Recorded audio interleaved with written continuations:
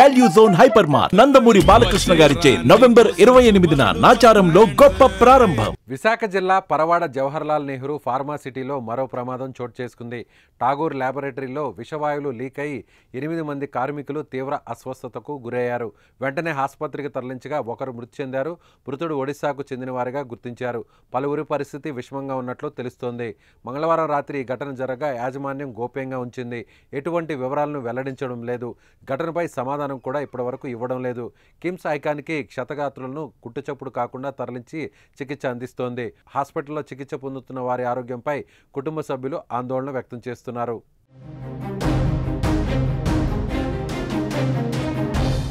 Pharma రంగం అంటే జబ్బులను నియంత్రించి ప్రజల ప్రాణాలు కాపాడేదే. కానీ రాష్ట్రంలో ఫార్మా కంపెనీలు వరుస ప్రమాదాలతో ఉద్యోగుల ప్రాణాలను తీస్తున్నాయి. విశాఖ పరిసర ప్రాంతాల్లో ఏటా ప్రమాదాలు జరుగుతుండడంపై ఉద్యోగుల భద్రతపై ఆందోళన వ్యక్తమవుతోంది. నవంబర్ 2 శనివారం సాయంత్రం మెట్రో కంపెనీలో రియాక్టర్ పేలడంతో 3 గాయాల పాలయ్యారు. ఆగస్టులో కూడా భారీ ప్రమాదం జరిగింది. ఆగస్టు 22న సినర్జిన్ పరిశ్రమలో జరిగిన ప్రమాదంలో 4 చనిపోయారు. చనిపోయిన వారిలో ఒకరు విజయనగరం వాసి కాగా మిగతా వాళ్లు వేరే రాష్ట్రాలకు చెందినవారు. ఈ ఏడాదిలో ఇలాంటి ప్రమాదాలు చాలానే జరిగాయి. ఎసెన్షియా ఫార్మాలో జరిగిన ప్రమాదంలో దాదాపు 20 మంది వరకు మృతి చెందారు. 4 ఏళ్ల కిందట విశాఖలో జరిగిన ఎల్జీ పాలిమర్స్లో ప్రమాదంలో 12 మంది చనిపోయారు. ఇక్కడ ఏదైనా ప్రమాదం జరిగితే మృతుల సంఖ్య అధికంగా ఉంటుంది.